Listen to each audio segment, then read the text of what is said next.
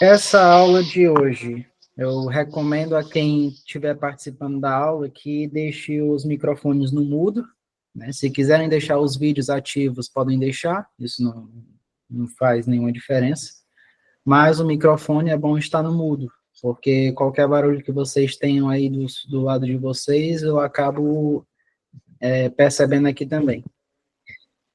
E isso, às vezes, tira a gente um pouco do raciocínio. Mas os vídeos, não há problema nenhum, podem manter o vídeo ativo se quiserem, né? Então, primeiro de tudo, tenho muito a agradecer, principalmente a Deus, porque Ele me colocou no meu coração de fazer essa iniciativa, de tomar essa frente. Sei que nem todo mundo tem a mesma disposição para aprender sobre teologia, ou se fosse para aprender de Bíblia, em qualquer outra vertente, né, em qualquer outra situação que fosse mais fácil de acessar. Por exemplo, há igrejas que têm a função, né, de oferecer o curso de teologia a obreiros, a pessoas que fazem parte da congregação, e nem sempre isso acontece, porque nós sabemos que nem toda igreja tem essa estrutura. Eu também não sou uma pessoa que é totalmente estruturada para isso, porque o que eu estou fazendo aqui é uma iniciativa privada, sem nenhum tipo de fim lucrativo, mas é por amor à obra e também por amor ao meu chamado, né? Porque Deus me chamou para ser um auxiliador nesse aspecto, de ser uma pessoa que ministra, né, a palavra de Deus. Então, o que nós vamos estudar hoje? O curso, ele tem o nome de Teologia para Mentes com Pressa. Por que que se chama dessa forma? Significa que o que eu fiz aqui foi uma condensação do que é um curso de teologia, que geralmente é muito extenso, dura aí para a média de 3 a 4 anos de curso. Eu vou conseguir deixar o material mais condensado possível para que vocês tenham o essencial para conhecer teologia em até um ano e pouco.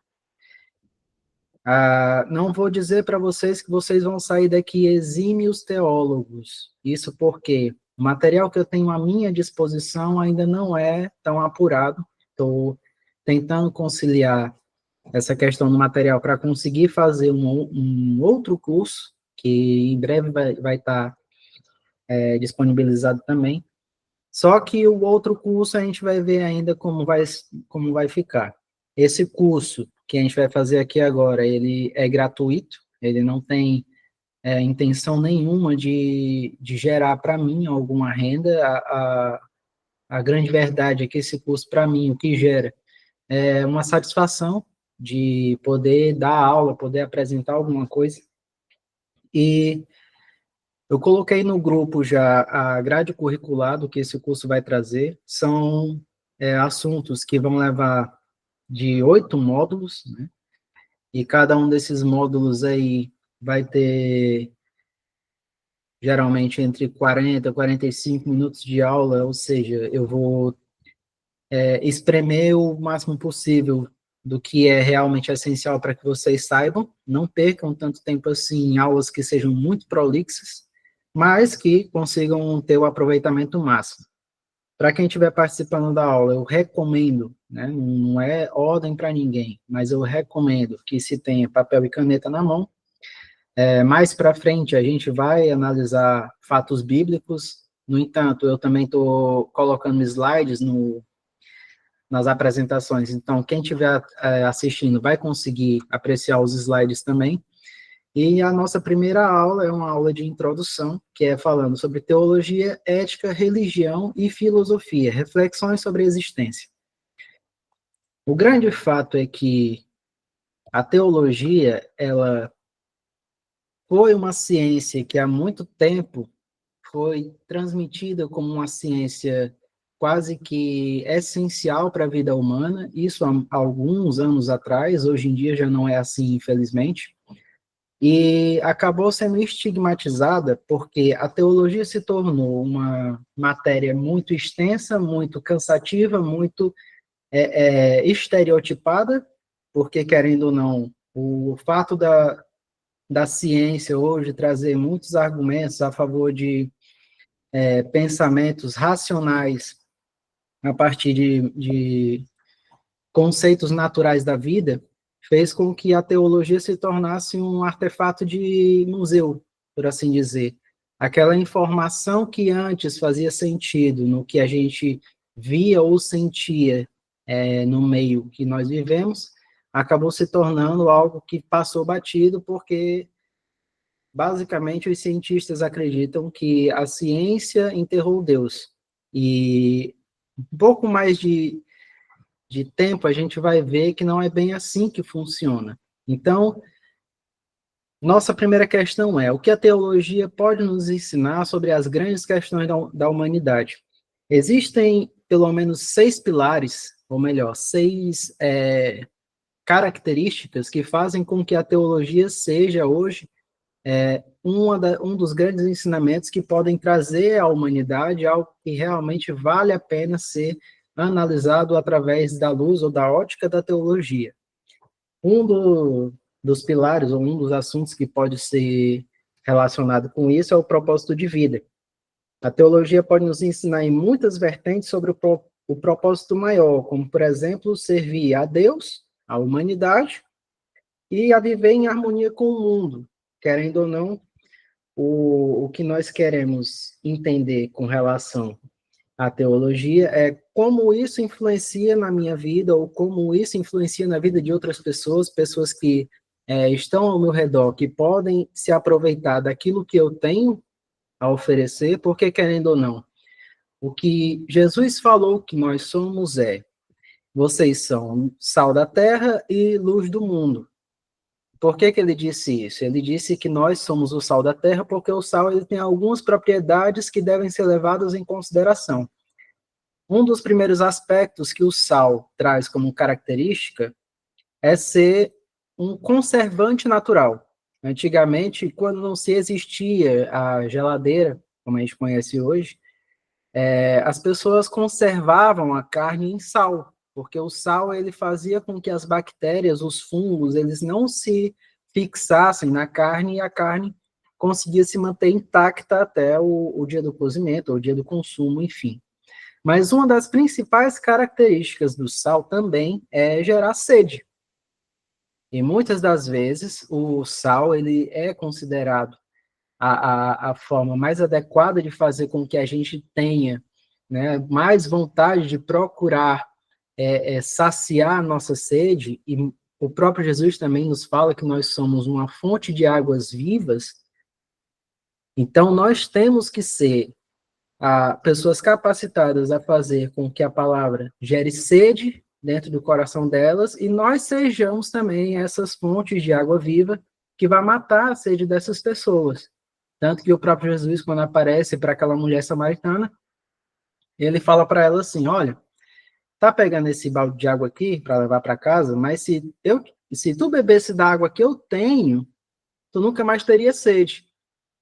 Ela, obviamente, ouvindo aquilo de uma maneira muito natural, de uma maneira muito retilínea, por assim dizer, porque, querendo ou não, quando eu falo diretamente com você, a gente fala de uma maneira horizontal. Eu diretamente para você, você diretamente para mim, e a gente se enxerga ao mesmo nível. Não é a mesma coisa que acontece com relação ao que Deus ou o que Cristo fala. Isso porque a forma com que Jesus vê a humanidade, ou a forma com que Deus vê a humanidade, é a forma de cima para baixo. Ou seja, é aquilo que está enxergando não só aquele pontinho macro, mas sim uma ampla visão daquilo que nós temos ao nosso redor. Coisas que nós não enxergamos quando estamos falando uns com os outros de maneira mais reta. Nós simplesmente enxergamos aquilo que está à nossa frente. Então, o nosso propósito de vida, ele tem que ser associado ao que nós aprendemos com teologia. É tanto que quando as pessoas aceitam realmente o evangelho, elas vêm diretamente à igreja, ou vêm diretamente à pessoa que está pregando, para entender o porquê que ela é assim, o porquê que ela nasceu assim, ou porquê que ela está passando por certa situação. Então, o principal motivo, ou melhor, o primeiro motivo pelo qual a teologia funciona é para nos dar o ensinamento do propósito de vida. A segunda base que a teologia nos dá é sobre a ética e a moral. A teologia frequentemente oferece guias práticos para nos ajudar na tomada de decisões mais conscientes e significativas. Exemplo, 10 mandamentos, ou se você quiser analisar outros contextos teológicos, como a Torá, por exemplo, ou a regra de fé do islamismo, do judaísmo, enfim, que são as principais religiões de cunho teológico, né? Então, essa também é um dos principais motivos para que nós tenhamos a teologia como uma parte basilar da nossa fé. Isso porque, querendo ou não, as pessoas acreditam que no nosso cotidiano, a nossa ética e a nossa moral é moldada pela sociedade em que a gente vive. Ok, em partes isso pode ser verdade, mas querendo ou não, tudo aquilo que nós aprendemos como ética e como uma condição que nos tornou cidadãos honestos ou cidadãos que têm uma boa índole, teve uma base em cima de ensinamentos teológicos. Ou seja, se você pegar os 10 mandamentos, onde está escrito lá que você não pode roubar, não pode enganar seu irmão, não pode mentir, não pode... Enfim, são coisas que, apesar de serem básicas para nós, porque nós enxergamos como coisas que nós não devemos fazer de maneira nenhuma, foi aquilo que moldou a forma da sociedade enxergar a ética humana. Querendo ou não, não matar outra pessoa, ou não mentir para outra pessoa, se tornou algo tão comum para as pessoas que não fazem parte do contexto teológico da coisa, que acabou tornando a visão da teologia algo obsoleto. No entanto, nós sabemos que as fundações para esse pensamento vieram de ensinos que foram transmitidos teologicamente, como os ensinos dos 10 mandamentos, os ensinos da Torá, que eu não tenho, né, uma base muito forte para falar sobre a Torá. Eu posso estudar sobre isso em algum momento e trazer isso para vocês, porque vai fazer parte do ensino desse curso também, falar sobre outras religiões, outros aspectos. Então, o que nós temos a pensar também, nesse contexto, sobre o estudo da teologia, que é o nosso terceiro pilar, seria o sofrimento e a adversidade. A teologia nos ensina a encarar as dificuldades da vida sobre outra perspectiva de vida, ou melhor, ensina a perceber o sofrimento e a adversidade sobre outra perspectiva. Né? Uma das perspectivas que nós, como estudantes de teologia, ou pessoas que estão dentro de uma base teológica, vamos analisar sobre contexto de teologia, seria, eu estou passando por isso porque é parte do plano divino. Ou eu posso pensar que isso é uma oportunidade de crescimento pessoal, ou eu posso aceitar que isso é um aprendizado para que eu possa transformar a vida de outras pessoas, querendo ou não. O nosso sofrimento, aquilo que nós passamos de dificuldade na vida, sob a visão teológica, muitas das vezes, até os cristãos, eles estão passando por um momento difícil e eles falam assim, eu estou no deserto, né? Estou passando pela prova.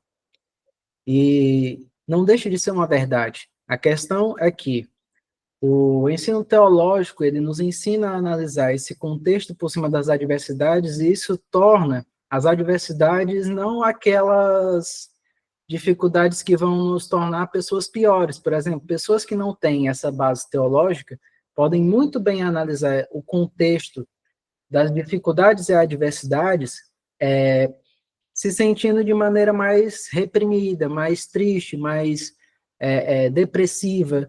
Pessoas que entram em uma condição emocional tão obscura por causa de dificuldades que não são analisadas sobre essa ótica, sobre esse contexto, acabam trazendo situações muito ruins a essas pessoas, deixando com que elas sejam pegas por uma análise que não era para estar acontecendo daquela forma, mas, infelizmente, sem, né, a base teológica, ela não vai conseguir chegar lá sozinha, e é por isso que nós, como servos de Deus, como pessoas que fazem parte do projeto do reino de Deus, nós temos que ajudar pessoas que estão passando por essa situação.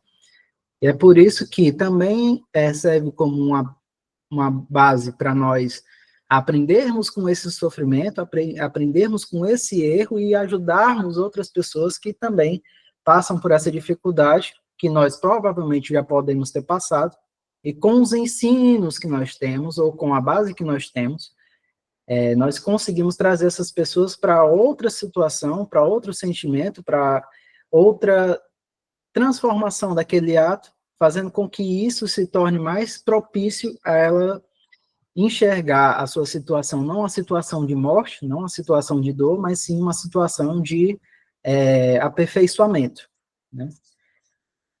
O outro pilar que a teologia nos ensina a analisar seria a justiça social. A teologia nos constrange para o exercício da caridade e incentiva a iniciativa de se envolver ativamente nesse serviço. Imagina você é um servo de Deus, uma pessoa de fé, mas as suas obras, né, não mostram esse tipo de aspecto. E isso é complicado porque a Bíblia ela já diz, desde cedo, que a fé sem obras ela é morta. Quer dizer que a minha fé só vai valer se tiver obras boas. Eu vou só ser salvo se eu tiver boas obras. Não, não é bem isso que a Bíblia ensina. O que a Bíblia nos diz é que a nossa transformação, ela faz com que a nossa fé molde as nossas obras. São as nossas obras feitas a partir da aceitação, a partir da fé, a partir daquela transformação de consciência, transformação de pensamento, faz com que nós moldemos também os nossos serviços, os nossos atos, para fazer com que cada uma dessas obras seja realmente classificável como obra de fé. E é por isso que, na questão da justiça social, isso é tão latente, por assim dizer. Não adianta eu dizer que sou evangélico ou dizer que sou cristão e não ter um posicionamento cristão de ajudar o meu próximo, de ajudar uma pessoa que está em dificuldade no hospital, que está em dificuldade numa prisão, que está em dificuldade financeira, pode ser ajudando uma pessoa na rua. Muitas vezes, acontece muito até em Fortaleza, por exemplo, movimentos que ajudam as pessoas que são desabrigadas no centro da cidade, que fazem distribuição de um sopão, e aproveitam esse momento para estar interagindo com elas, conhecendo o aspecto delas, conhecendo a condição delas, fazendo com que nós não somente sejamos ativos para essas pessoas através de orações, mas sim também da nossa conscientização de que essas pessoas precisam de um aspecto mais social. As pessoas podem enxergar nos cristãos umas pessoas que realmente se importam com elas. Então, essa forma de analisar a questão da justiça social também faz parte da nossa visão teológica. É por isso que nós devemos analisar também a nossa posição como pessoas, como cidadãos, a partir da nossa profissão de fé, para que nós não sejamos também tomados por uma vertente de que, eu sou cristão, vou para a igreja e vou para as orações, enfim, cumpre, né, uma agenda de tarefas e de coisas que fazem dentro da sua congregação e acham que isso é o suficiente. Infelizmente não é. Eu sei disso porque nem todo mundo tem essa disposição de sair das suas casas ou de se desgastar emocionalmente para fazer esse tipo de trabalho, tipo de justiça social. E, infelizmente, isso tem que fazer parte da nossa mudança. Porque se nós queremos ser transformados verdadeiramente, nós temos que nos envolver com pessoas que necessitam de nós. E quando nós nos afastamos dessa posição, a gente muitas vezes põe a nossa fé em um cercadinho, e a gente não percebe que a mudança realmente transformadora nas nossas vidas acontece quando a gente se doa pelo outro, né? A gente tem essa consciência, principalmente eu, que aqui em Portugal trabalho há muito tempo com libertação, principalmente em acampamentos ciganos aqui em Portugal, e eu percebo o quanto eles têm uma condição tão assoladora, por assim dizer, em relação ao mundo espiritual, porque são pessoas que precisam intensamente de oração, de gente que venha para perto deles e tenha condição de transformar a vida deles de maneira mais convidativa, mais ativa, por assim dizer, porque nós, muitas das vezes, temos que entrar dentro dos acampamentos ciganos, porque eles não se sentem à vontade para vir para dentro de uma igreja, porque eles se sentem sujos, sentem que a sua condição, a sua forma de se apresentar é muito aquém, né, do que o que eles veem dentro das congregações hoje em dia, e isso é fato, né? Muitas das vezes nós vamos para a igreja e muitas pessoas, ao invés de estarem lá para conhecer o evangelho, conhecer da palavra de Deus, ou enfim, ter uma comunhão, uma koinonia, né? Elas vão para desfilar, ver lá, ver minha roupa nova, né? Ver aquela minha beca toda, enfim. O que nós queremos entender mesmo é que a nossa posição, né, de justiça social ela também deve ser levada em consideração no quesito da nossa fé. Por isso que esse também é um pilar da análise teológica. O quinto pilar seria perdão e reconciliação. Nos ensinando sobre o perdão e sobre como esse ato pode aliviar tensões emocionais, relacionamentos e promover a paz interior, algo que é prático no cotidiano. É muito simples se eu fosse só falar isso e não dissesse mais nenhum tipo de parêntese, né? Não colocasse mais nenhum parêntese sobre essa afirmação que eu fiz, porque quando a gente fala de perdão é uma coisa muito complicada, né? Muitas das vezes a gente se sente magoado, se sente ferido com outras pessoas ou com situações em que a gente se sente realmente injustiçado e nós queremos que a justiça aconteça naquele momento, e nós, como cristãos, não podemos simplesmente deixar que aquela situação nos tome de assalto e nos faça esquecer, né, do nosso princípio como cristão, que é simplesmente deixar com que Deus, né, se resolva com aquela situação ou se resolva com aquela pessoa, porque o próprio Deus disse que a vingança é minha, não é minha, Eloí falando, tá? Deus disse que a vingança é dele, não é do filho, né? Não é do Eloí aqui, não é da pessoa que está orando ou que está se sentindo injustiçado, a justiça é de Deus. E a única coisa que o próprio Deus manda que nós façamos é perdoar. A própria oração do Pai Nosso, né? Tem um momento lá que Jesus ensina os seus discípulos a orar e diz, olha, perdoa as nossas dívidas, assim como nós perdoamos a quem nos tem devido. Então, essa passagem da oração do Pai Nosso, ela é muito forte, porque quando nós falamos esse tipo de coisa, nós estamos entendendo que se nós não somos capazes de perdoar as pessoas ou de deixar com que Deus resolva com essas situações em que nós nos sentimos injustiçados, nós também não vamos ser perdoados ou não vamos ser justificados para esse tipo de coisa. Então, o que nós entendemos em relação ao conhecimento teológico daquilo que é o cristianismo, nós entendemos que o perdão e a reconciliação são obras constantes que nós devemos buscar, tanto que o próprio Jesus ele fala que nós devemos pedir perdão 70 vezes 7. Obviamente que isso não é um número exato. Eu não tenho que chegar para o meu irmão em todos os dias e pedir perdão a ele 490 vezes, não é isso que ele quis dizer. O que ele quis dizer é que nós devemos pedir perdão de maneira constante. Mesmo paulativa, a constância deve ser mantida, e isso também é complicado, porque as pessoas às vezes acham que as situações das pessoas que nos injustiçaram não merece que a gente fique insistindo em pedir perdão ou que fique insistindo em se dobrar aquela situação, porque às vezes se sente humilhado em buscar esse tipo de alternativa, e, no entanto, é o que nos traz paz. Para quem alguma vez já experimentou perdoar uma pessoa, perdoar certa situação, ou simplesmente deixar com que Deus tomasse conta daquela situação e segue sua vida, percebe que o peso que ela sentia nas costas desaparece.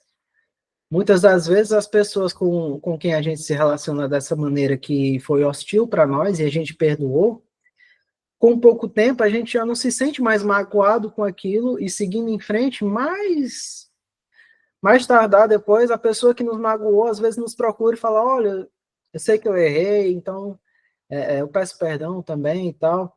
A gente vê que houve uma transformação que não fomos nós que causamos. É uma transformação que é o Espírito Santo que vai lá e constrange a pessoa, constrange a situação e faz com que a gente receba a justiça, né? Porque o próprio Jesus, ele fala no Sermão do Monte que aquele que tem fome e sede de justiça, né, será saciado. Então, nós não devemos nos incomodar com situações em que nós nos sintamos injustiçados de alguma maneira, porque o ensino teológico, ele mostra aspectos como esse. Você vê que eu estou aqui explicando sobre uma coisa que é mais sobre uma introdução sobre teologia, e eu estou buscando alguns pontos principais que a própria Bíblia nos mostra, que isso serve como uma base para nós entendermos como a teologia funciona para nós cristãos, certo? E o último aspecto que nós deveríamos analisar é a questão do cuidado com o meio ambiente. Algumas tradições teológicas enfatizam a responsabilidade de cuidar da criação como doutrina cristã da mordomia, incentivando ações sustentáveis e responsabilidade ambiental. Seria hipocrisia da nossa parte como cristãos simplesmente viver do jeito que nós queremos e sem prestar atenção naquilo que nós fazemos. Muitas das vezes o que acontece muito é que a pessoa sai do mundo dizendo assim, eu não vou mais beber, eu não vou mais fumar, eu não vou mais sair para festa mundana, enfim. A pessoa não bebe mais, não fuma mais, mas vai lá para o McDonald's e come uns 7 combos, né? Ao invés de tomar consciência, né, daquilo que é saudável para ela, que é sustentável para ela, gasta seu dinheiro em coisas absolutamente fúteis, como os 7 combos do McDonald's. Então, isso não é sustentável, né? A pessoa está sendo hipócrita, ela está deixando de ter cuidado com a própria vida, porque é o próprio tempo, né? Que ela não está cuidando, principalmente, mas também ela não está incentivando a consciência dela de buscar aquilo que realmente vai agradar a Deus. Querendo ou não, se você cuida do seu templo, né? Você faz com que o Espírito Santo seja ainda mais engrandecido em você. Não é você simplesmente dizer, abrir a boca e dizer que não fuma nem bebe mais, mas come 3 pratos de entopertéria, né? Que come tanta coisa gordurosa e o pessoal fala logo que a coisa mais profunda que tem é a barriga dos irmãos, dos crentes.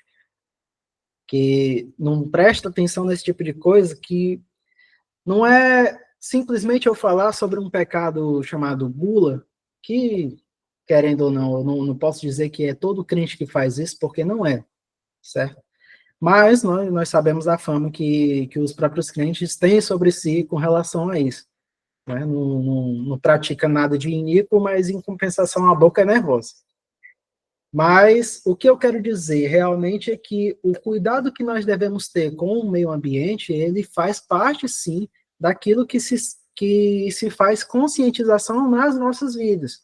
Saber que nós podemos analisar o contexto de crescimento pessoal, como cuidar de plantas, né? Que muitas vezes acontece de pessoas começarem a cuidar das plantas e verem aqueles seres crescendo, se tornando frondoso, se tornando frutífero, e aquilo faz com que a pessoa tenha uma consciência diferente do que chegar simplesmente no supermercado e ver aquelas coisas que ele está lá comprando, um tomate, uma cebola, enfim, coisas que ela compra no cotidiano que geralmente nem sabe como aquilo dali faz para crescer, e ela começar a cultivar no seu quintal ou cultivar no seu lar e ver que aquilo dali tem um fruto que vai gerar dentro do seu coração uma satisfação que você não sabia que podia ter. Então, a parte da mordomia, né, a doutrina da mordomia, ela tem muito mais a ver com a parte de você ter consciência daquilo que está ao seu redor, aquilo que você pode transformar em uma coisa boa, né, sustentável para você, acaba sendo deixado de lado ou sendo simplesmente esquecido, porque as pessoas esquecem que boa parte dos ensinos sobre teologia tem a ver com o cuidado que nós devemos ter com nós mesmos, porque, querendo ou não, se nós estivermos contribuindo para tudo que acontece de ruim no mundo, para que nosso país não seja mais, aliás, nosso planeta não seja mais sustentável, também é parte de conscientização ecológica, cidadã, enfim. Se nós não formos bons cidadãos a esse ponto, né, de cuidar do nosso planeta, assim como pessoas que não são crentes, que fazem esse tipo de trabalho são, então é hipocrisia da nossa parte. Então, é para isso também que serve a teologia, é conscientizar a pessoa para uma consciência de sustentabilidade e fazer com que ela cresça independente do que é mostrado no mundo, porque nós sabemos que boa parte da base da ética e da condição humana que nós temos como algo que nos transforma em bons cidadãos veio de ensinos de base teológica. Né? Então, nós vamos passar para aqui para o próximo slide. Definição da teologia. Teologia, se fosse para dar uma definição bem curta, bem breve, bem sucinta, seria eu dizer que era o estudo sobre Deus e sobre o sagrado. Basicamente é isso. Mas isso só se dá em consideração ao que nós estamos estudando aqui como pessoas de religião cristã. Se fosse para outras religiões, seria uma definição mais diferente, vamos assim dizer, que nós estaríamos estudando sobre a ciência dos deuses, né, ou a ciência de Deus, por assim dizer. Então, essa é a definição principal sobre teologia.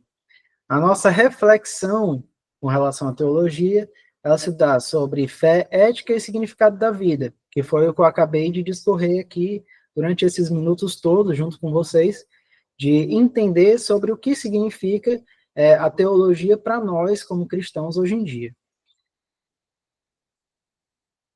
Agora nós vamos analisar os conceitos de teologia e ética. Como a teologia influencia o que consideramos certo e errado.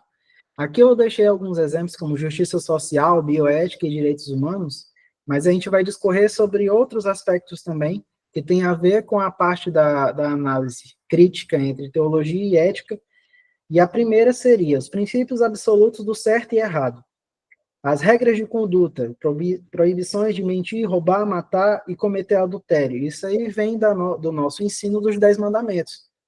A nossa principal relação da teologia com a ética humana tem a ver com essa propensão que nós temos de reconhecer os atos de injustiça que não devemos cometer e que muitas das vezes as pessoas lá fora já sabem que não devem ser cometidos, são pessoas que ensinam as outras, né, mesmo não sendo cristãs, a não cometer os mesmos atos. No entanto, nós, como cristãos, já temos essa definição de muito tempo atrás, seja dos nossos pais, seja dos nossos pastores, sejam de pessoas que estão ao nosso redor, nos disciplinando, nos capacitando a entender que esses atos também fazem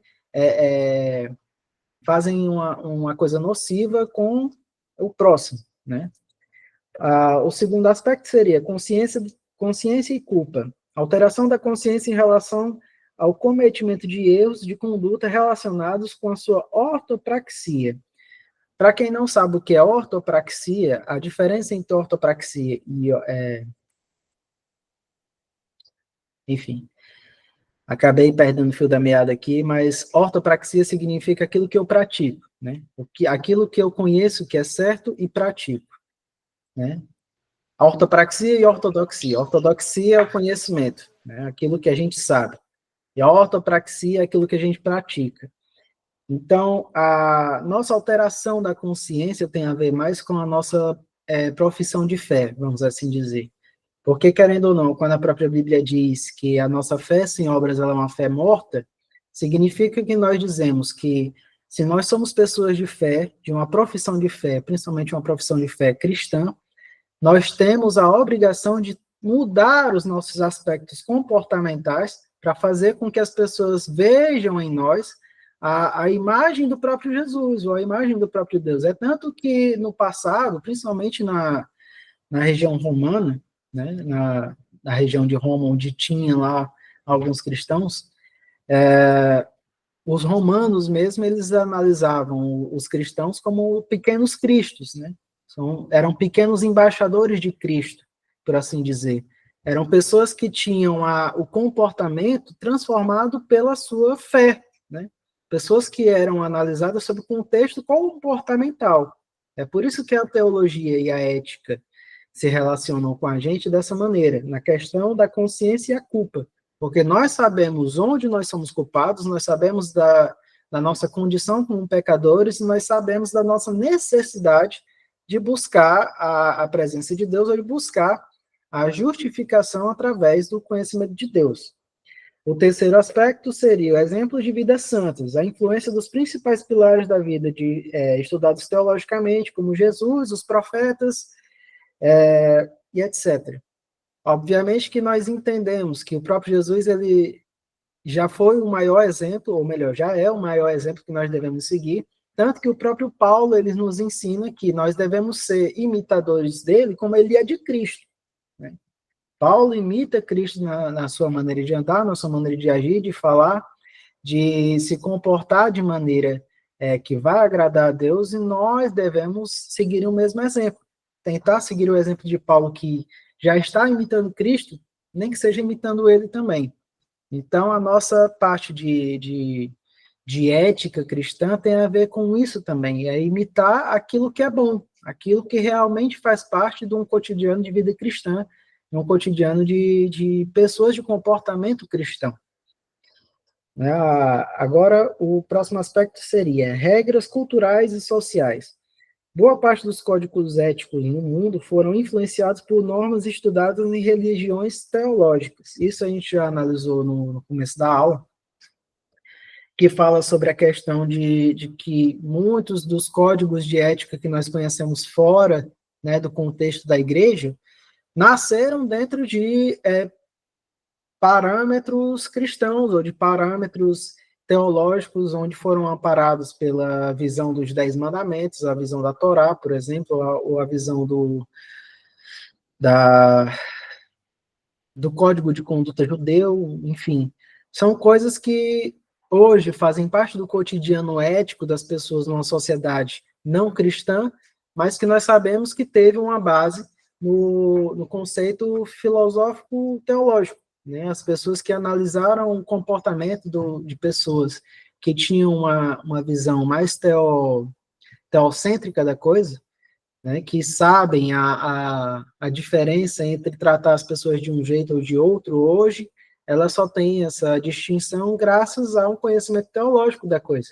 Se nós não tivéssemos esse tipo de análise comportamental através da teologia, sabe-se lá que tipo de comportamento nós teríamos hoje em dia com relação ética e moral uns com os outros lá fora, né, que não fosse dentro das igrejas. O próximo aspecto é a justificação pela justiça, né, reflexões primárias sobre como a vida justa conduz as pessoas para um objetivo principal, como o céu, por exemplo. A nossa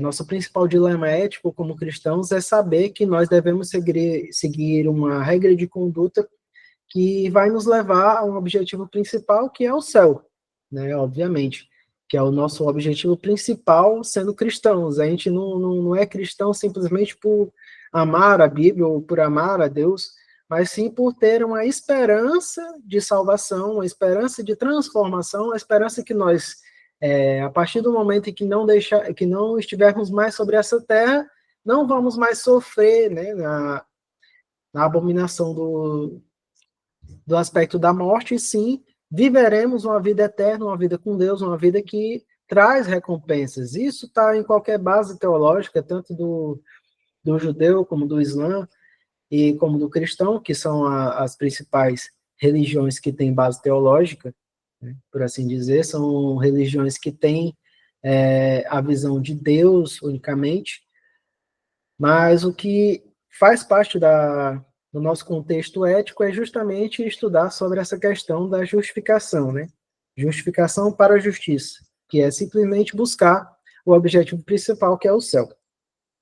E o nosso último aspecto com relação à ética tem a ver com perdão e arrependimento também, porque nós queremos analisar justamente a parte da reflexão sobre perdão e arrependimento, como elas trazem uma forma mais objetiva de tratar dilemas e falhas morais, como ajudar a restaurar relacionamentos.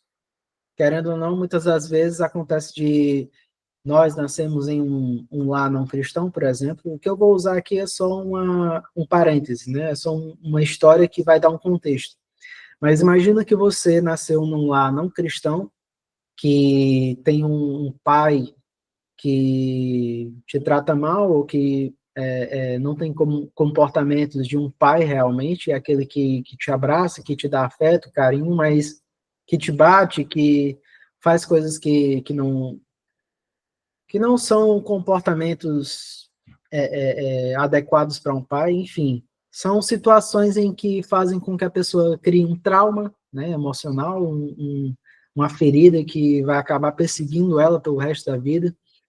E a análise do perdão e arrependimento com base teológica tem a ver principalmente com isso. É pessoas perceberem que não são esses problemas ou essas mágoas que ela carregou consigo mesma, quando ela deixa de lado esses problemas para enxergar tudo, né, com uma visão mais teológica da coisa, uma visão de fé, né, aprender a perdoar o mal que foi cometido com ela, e muitas vezes Deus transformar, né, esse problema e esse trauma numa questão mais vitoriosa para ela lá na frente, e isso faz com que o nosso comportamento seja diferenciado do comportamento que está lá fora. É por isso que nosso dilema com ética, na visão teológica, tem a ver também com o perdão e arrependimento. Agora, analisando também o contexto da filosofia, isso aqui eu deixei alguns exemplos de dilemas éticos, que era para falar sobre aborto, guerra e direitos humanos, mas isso aqui é só para dar um exemplo, né? Só para dar um parâmetro sobre aquilo que vocês vão encontrar no meio do processo, pessoas que vão perguntar para você o que é que você acha sobre o aborto, o que é que você acha sobre a guerra, ou o que é que você acha sobre os direitos humanos, sobre uma visão teológica. Obviamente que a ética lá fora vai ver alguns conceitos, como esses três aqui, de maneira muito diferente do que o que você está acostumado, né? Porque, querendo ou não, nós somos contra o aborto, obviamente nós temos uma visão um pouco única sobre guerra, porque dependendo do contexto, nós somos a favor da guerra ou podemos ser completamente contra a guerra, isso é mais como algo partidário. E sobre a questão dos direitos humanos, nós sabemos que todas as pessoas têm o direito, né, de existir, têm o direito de ir e vir, têm direito de ser o que elas quiserem. No entanto, elas não têm o direito de fazer com que nós sejamos impostos a coisas que nós não queremos fazer, né? Então, querendo ou não, vai tudo sobre uma ótica e sobre uma esfera que nós devemos analisar teologicamente para saber qual o nosso posicionamento em relação a esses três dilemas éticos. Passando para a próxima questão, nós vamos falar sobre teologia e religião, que por mais que pareça que está tudo interligado, então a gente vai dar uma diferenciação assim um pouco mais direta, né? A religião, ela é a prática ou a tradição. É aquilo que nós temos como uma regra de conduta para aquela religião específica, né? A teologia é a reflexão crítica sobre a fé, é aquilo que a gente está fazendo aqui. É analisar contextos diferentes, analisar óticas diferentes e analisar a causa pela qual a gente tem fé, ou porque a gente tem essa profissão da nossa crença em Deus, a nossa crença na Bíblia. Então, tudo aquilo que tem a ver com teologia tem a ver com a reflexão crítica, aquilo que nós analisamos de maneira mais minuciosa. A religião, ela tem mais a ver com as práticas. A forma como eu devo me vestir, a forma como eu devo cultuar a Deus, ou a forma como eu devo frequentar as reuniões para adorar a Deus, ou horas específicas para oração, como acontece no Islã, por exemplo. Os islamitas, os muçulmanos, eles têm um horário específico para parar tudo que eles estão fazendo, virar para a direção da Meca e se ajoelhar e começar a orar. Então, isso é uma prática religiosa, não é uma prática teológica. A prática teológica é discutir, né, o que a gente está fazendo aqui, é tomar para si situações em que dependam da nossa forma de raciocínio, da nossa forma de argumentar, para que nós entendamos como funciona a nossa fé. Esse é um slide bem breve, não tem muita coisa para falar sobre teologia e religião, é mais sobre isso. Então, agora a gente vai falar sobre filosofia e teologia. Agora é uma coisa bem mais engraçada, né, por assim dizer. A filosofia e teologia. Filosofia e teologia, ela tem dois pontos muito parecidos, né? A filosofia, ela tenta fazer a mesma coisa que a teologia, que é buscar o sentido para a vida, né? Boa parte dos filósofos nós notamos, principalmente como Platão, por exemplo, que eles buscaram o tempo todo entender o sentido da vida, meio que perdendo os miolos deles, imaginando o porquê aquilo está acontecendo, ou o porquê de nós sermos feitos dessa maneira, enfim. São coisas que fazem com que a teologia e a filosofia elas tenham objetivos, né, iguais, no entanto, são algumas vertentes que precisam ser analisadas ponto a ponto, porque a filosofia ela pensa muito mais na parte racional e a teologia, muitas vezes, ela fala muito mais sobre a parte espiritual, né, sobre a parte sobrenatural da coisa. As principais questões compartilhadas, como está aqui, existência, a origem da vida e moralidade. No entanto, eu também tenho outros aspectos aqui que a filosofia tem em consideração com a teologia. Então, nós vamos falar aqui sobre o primeiro, que é esclarecimento dos mistérios da fé. A razão pode ajudar a compreender melhor as crenças religiosas em várias ocasiões. Teólogos usam a razão para explicar doutrinas complexas. Exemplo é São Tomás de Aquino, que é o apologeta mais antigo que nós temos. Quando eu falo de apologeta, é ser, né, a pessoa que faz a defesa da fé, ser a pessoa que faz a profissão de fé e argumenta para que não haja nenhum contra-argumento maldoso em relação à fé cristã. Então, nós utilizamos muitas vezes o conceito filosófico para explicar a nossa fé, justamente para tentar nos defender de críticas ou de opiniões que são controversas com as nossas, mas que nós tenhamos ainda a coesão, né? E tenhamos uma forma mais explicativa, mais bem estruturada de defender a nossa fé. É para isso que nós também analisamos a forma filosófica de combater, né, esses argumentos contra a nossa fé. A segunda questão seria moralidade e ética, obviamente, porque, querendo ou não, a filosofia também analisa a parte da ética, que diz assim: razão e fé trabalham conjuntamente para esclarecer regras de conduta do comportamento moral, enquanto a fé ajuda. Olha, chegou mais gente, depois de tanto tempo. Enquanto a fé ajuda a fornecer princípios espirituais, a razão ajuda a explicá-los em situações concretas. Por exemplo, a fé ensina sobre dignidade humana e a razão a aplicar esses valores em questões sociais como a bioética, a justiça social e direitos humanos, né? Por exemplo, quando a gente fala sobre a questão do uso da filosofia na ética, é mais para que a gente analise as questões naturais da coisa, né? Para que a gente entenda que boa parte dos nossos dilemas morais, ou dos dilemas morais das pessoas que estão lá fora. Para quem entrou agora, tenta só colocar o microfone no mudo, por favor, por gentileza. Enfim, como eu estava dizendo, sobre a questão da moralidade e ética, a fé, ela ensina sobre a parte sobrenatural, né, do nosso entendimento, né?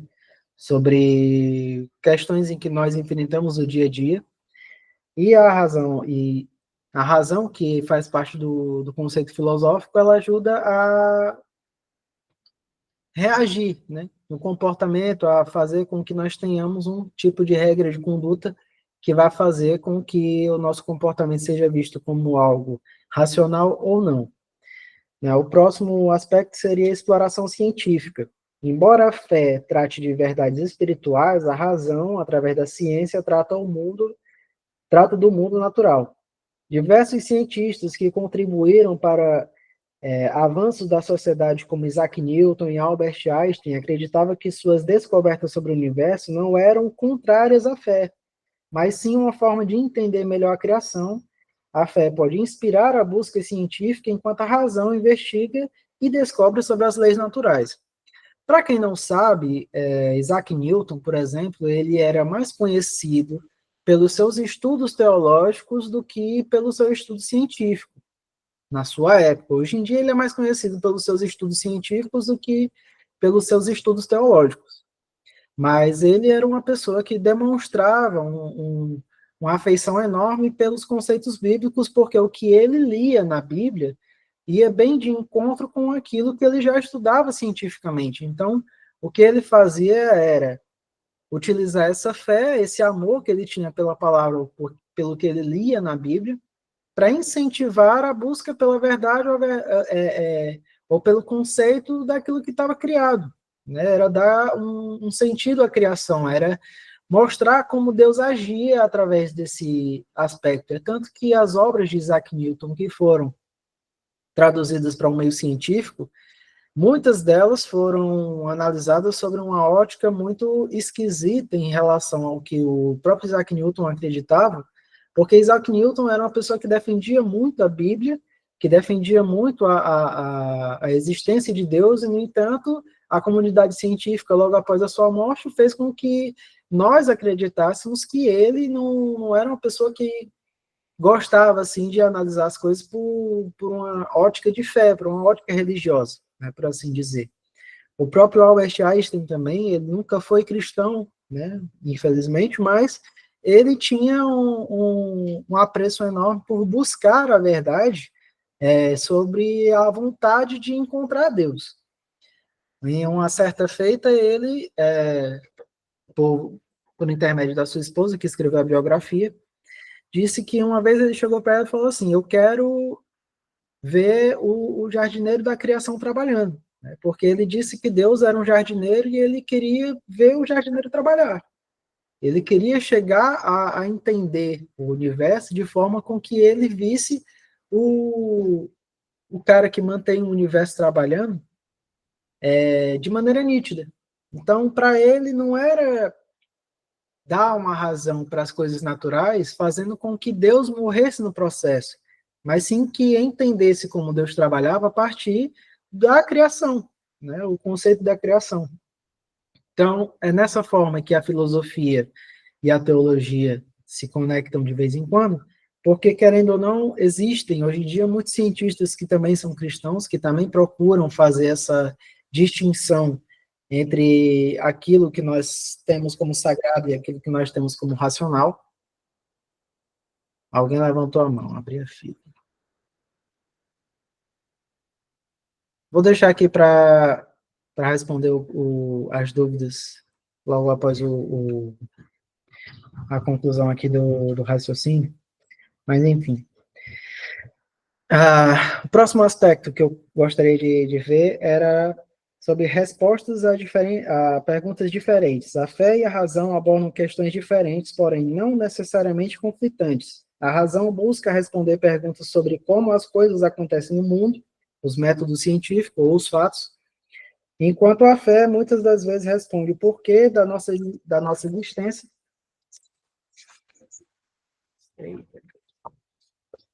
e o propósito final da vida. Assim, uma pessoa pode buscar a razão para entender a mecânica do universo e a fé para buscar o sentido espiritual por trás disso. Que foi o que eu falei sobre o que aconteceu com Albert Einstein, por exemplo. O que ele queria mesmo era conseguir notar Deus trabalhar, ele não queria matar a existência de Deus, ele não queria simplesmente dizer que Deus não existia, até porque não era esse o intuito dele. O intuito dele era trabalhar em favor de que as pessoas conseguissem enxergar o mesmo que ele conseguia ver. Que ele via que existia um trabalhar, um agir de alguém que sobrenaturalmente estava sobre a criação e fazer com que ele se mostrasse para as outras pessoas da maneira tão bonita como ele também via, né? Então, o próximo aspecto seria a consciência em dilemas pessoais. Fé e razão se equilibram para tomadas de decisão importante. Por exemplo, alguém pode confiar na ciência médica para buscar tratamento, mas também orar para cura ou força espiritual. Isso mostra como as duas podem coexistir na prática. Você entender que, mesmo com análise filosófica ou sobre a ótica da razão, nós entendemos que os meios naturais que nós dispomos, eles foram disponibilizados também pelo nosso Deus. Nós não deixamos de ir no médico simplesmente porque nós acreditamos que Deus é quem vai curar a nossa enfermidade. Nós sabemos que isso é verdade, no entanto, nós sabemos também que para que aquele médico tivesse conhecimento para acessar e nos dar algum tipo de informação que nos levasse à cura da nossa enfermidade, ele teve sim a mente aberta ou a vontade, né, de aprender sobre a doença ou sobre algo específico, através da graça de Deus. Foi Deus quem concedeu aquele momento para aquele camarada aprender tudo que aprendeu estudando medicina, e é por isso que nós também entendemos que, mesmo buscando, né, o auxílio de um médico para tratar as nossas feridas, as nossas chagas, nós buscamos também oração para que haja um conjunto, né?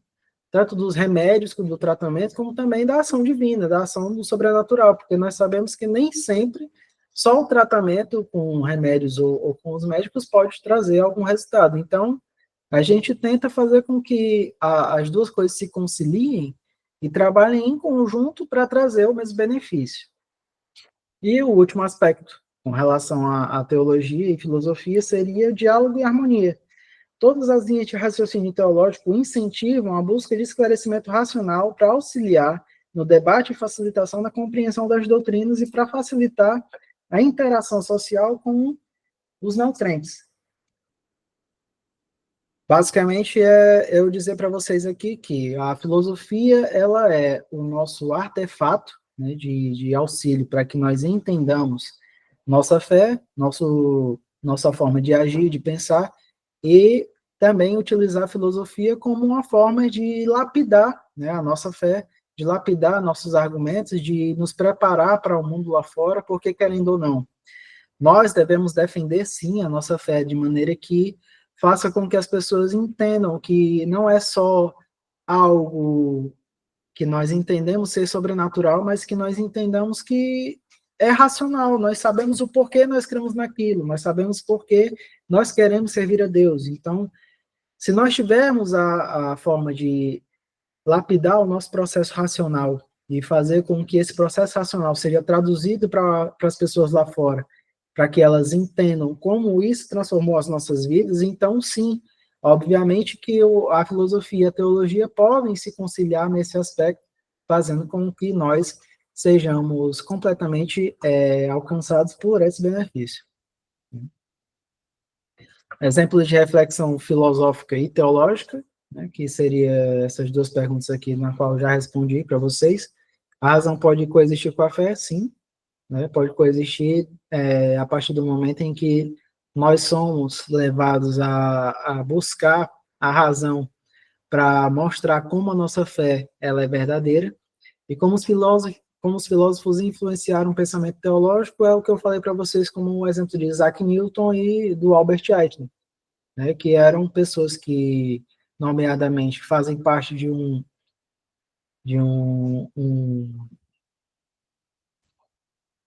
uma contribuição científica muito grande para a sociedade, mas que tinham um interesse mútuo de tentar mostrar o Criador na criação e não matá-lo, como muitos cientistas falam que a ciência já fez com Deus. Pergunta para debate seria: a teologia ainda pode influenciar em questões éticas no mundo moderno? E isso aí seria para que vocês tomassem para si essa pergunta e durante o período da semana a gente pudesse discutir isso com nós mesmos, né, entender que a teologia ela ainda tem, né, o seu voto de contribuição para fazer com que dilemas éticos no mundo possam ser enxergados de maneira teológica e que nós possamos também ser transformados de maneira teológica para que a nossa mudança de comportamento, mudança de alteração do conhecimento, de fé, né, de busca por aperfeiçoamento, né, de lapidação para que nós possamos ser cristãos melhores também possa ocorrer. Conclusão. Teologia, ética, religião e filosofia. Um diálogo contínuo. Como essas reflexões moldam o nosso futuro? O que a gente já estudou aqui nessa quase o quê? Já tem quase 1 hora de aula. Mas essas reflexões, elas moldam a nossa forma de nos comportarmos como cristão e também na nossa forma de interagir com as pessoas que estão lá fora, para que elas entendam que nós não somos os inimigos delas.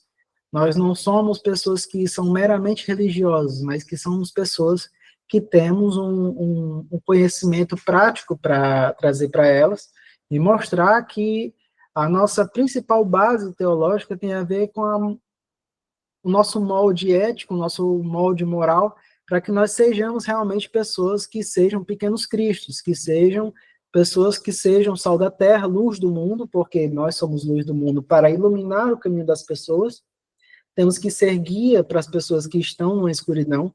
Então, tudo isso deve fazer parte do nosso contexto, nos incentivando a ser realmente pessoas que fazem com que outras pessoas tenham sede, né, de procurar conhecimento conosco, e que nós sejamos também essa fonte de conhecimento para que, além da luz do mundo, sejamos fonte de águas vivas para matar a sede das pessoas. Com isso, a reflexão final que nós temos é como a teologia pode nos ajudar a construir um mundo mais justo e ético. Isso fica para uma visão um pouco mais escatológica da coisa, né? Entender que no final de todas as coisas nós vamos ver um tipo de comportamento no mundo que tem mais a ver com a volta de Jesus do que meramente com auxílios teológicos que pode ser trazido a alguma esfera governamental. Então, nisso a gente pode ter certeza que boa parte do que a teologia pode nos ajudar a construir no mundo é que nós possamos mudar, que nós, como cristãos, possamos mudar primeiro para que as pessoas entendam que a nossa transformação faz alguma coisa relevante no mundo, para que boa parte de vocês possa perceber o que eu estou dizendo. Para muitas pessoas, ninguém nem sabe que a primeira universidade foi feita por cristãos, né? O primeiro hospital foi feito por cristãos. Que toda essa contribuição para a sociedade, que hoje todo mundo acha que foi contribuição científica, né? Que foi algo que teve completamente fora dos parâmetros divinos, tem a ver com comportamentos éticos cristãos pautados por pessoas cristãs, né? O primeiro hospital ser feito por cristãos é algo que traz uma relevância, principalmente para os cristãos, porque nós demos uma contribuição muito grande para a sociedade e muitas das pessoas nem sabem disso. Que a primeira universidade foi feita por cristãos, que no caso foi até João Calvino que ajudou a construir a primeira universidade. Então, essa busca científica, né, essa condensação do conhecimento científico, essa forma democrática de ensinar, ou democrática de fazer com que nós entendamos como funciona o mundo e como funciona certas esferas da sociedade, teve contribuições cristãs muito intrínsecas, muito profundas, e boa parte das pessoas nem lembra disso.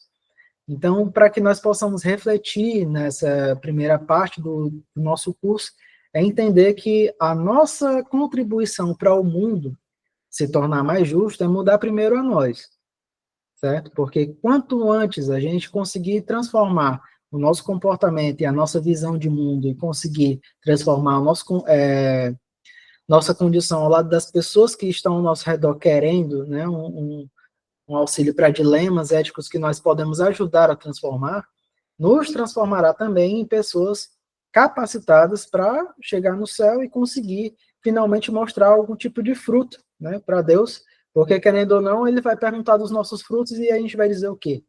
Que não tem nenhum? Ou que, Senhor, eu criei na tua palavra, fui para a igreja, fui para as orações, fui para o círculo de oração, fui para todo canto, só não foi crente. Né? Então, tudo isso tem que ser analisado sob um contexto mais profundo, para que nós sejamos capazes de trazer algum tipo de contribuição realmente decente na nossa condição como cristãos. Eu acho que já é o fim, né, da apresentação. Assim, concluímos a nossa aula. E agora eu quero só ver se tem alguém que tem alguma dúvida para tirar. Quem tiver dúvidas para tirar agora, pode ligar os microfones, levanta a mão, pergunta alguma coisa que queira falar sobre a aula. Alguém tem alguma dúvida?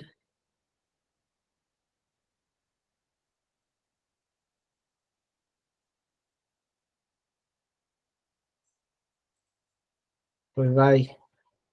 Só para isso que eu não tinha ouvido o segundo pilar, para você me dizer de novo. No segundo pilar, sobre qual aspecto? Primeiro.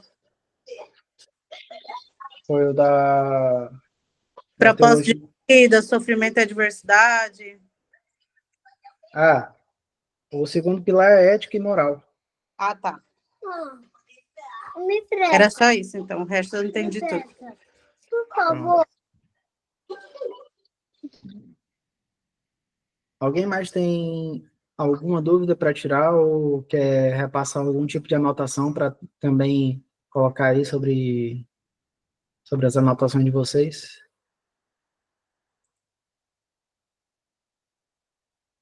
Bom, pelo jeito, ninguém tem mais dúvidas. Eu quero... Pronto, da Ivanilde. Ivanilde, pode ligar teu microfone e fazer a pergunta.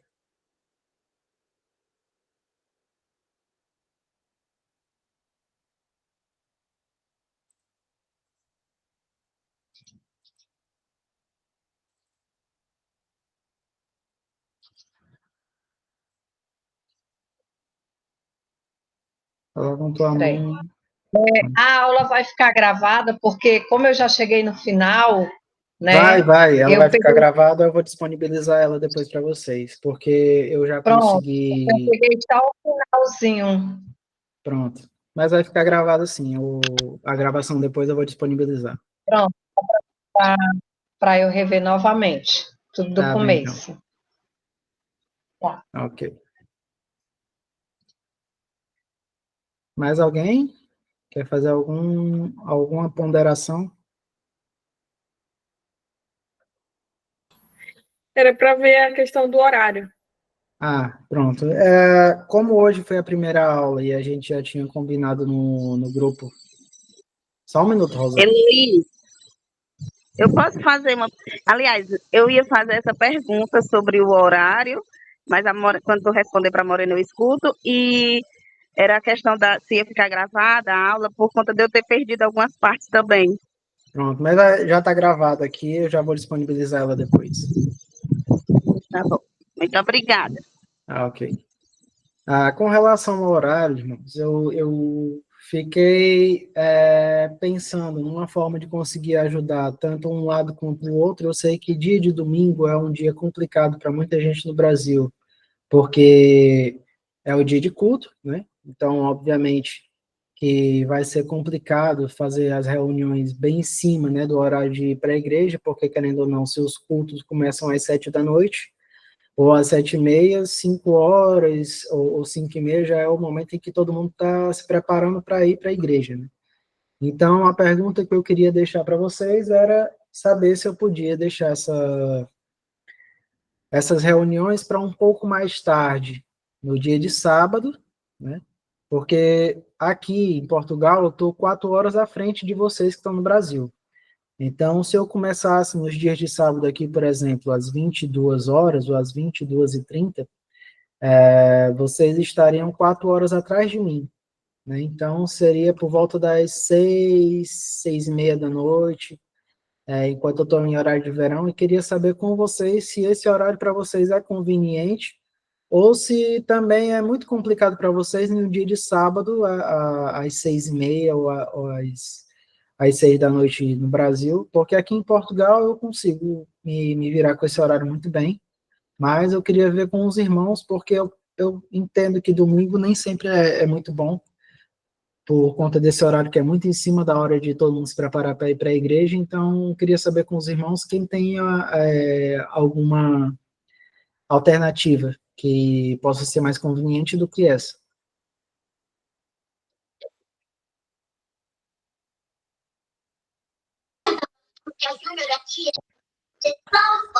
Eu posso falar? Vai, fala aí. Eu já Eu acho te que já, sábados é melhor. nos sábados? É, o horário, para mim, tanto faz. Agora o restante que eu tenho que ver, né? Mas eu acho que nos sábados é melhor. Pronto.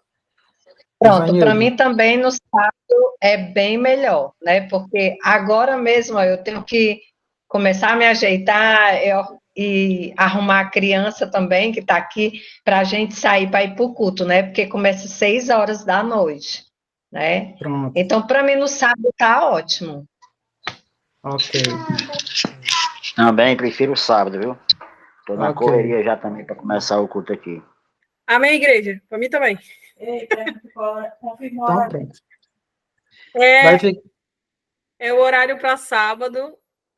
Diz o horário de Portugal e o horário do Brasil, por favor. Pronto, vai ser então nos dias de sábado, vai começar o curso. Aqui em Portugal vai começar às 22h30, porque é o tempo que eu consigo chegar em casa e preparar tudo. Aí para vocês vai ser às 6h30 da noite, né? Para quem está no Brasil vai ser às 6h30 da noite.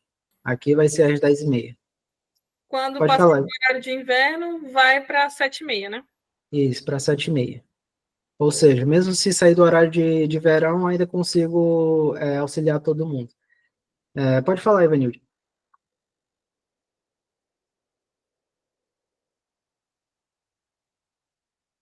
Tá ótimo o horário, viu?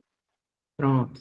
Então vai ficar marcado assim. Nossa próxima reunião já nem vai ser dessa maneira aqui, com esse layout do Meet, né? Vai ser pela transmissão via YouTube, né? Porque eu já consegui fazer esse processo, né? De fazer a transmissão via YouTube, vai ser mais fácil do pessoal entrar no chat também. Então, eu agradeço muito a presença dos irmãos aqui. Espero que a presença de todos na próxima aula, que vai ser no sábado agora, né?